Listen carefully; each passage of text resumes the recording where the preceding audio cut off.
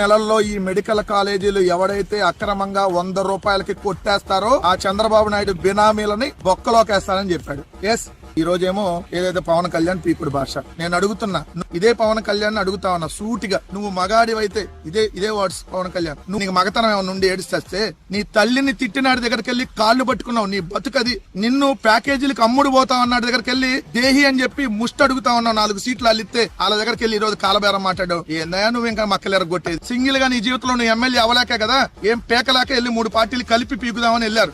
మళ్ళీ ఇష్టం ఉందని నోటికి ఏది వస్తే అది వాగుతా ఉన్నా. ఆకు రౌడీలు గాని మీకు కరెక్ట్ గా యోగి ఆదిత్యనాథ్ లాంటి ట్రీట్మెంట్ కనుక ఒక్కొక్కడికి ఇస్తే, ఒక్కొక్కడికి రౌడీజం అంటే కాలు కీలు తీసి మడత పెట్టి కింద కూర్చోపెడితే అప్పుడు ఈ ఫ్యూచర్ నాకు అర్థమైపోతుంది. ఈ ఫ్యూచర్ నాకు కనబడిపోతుందా?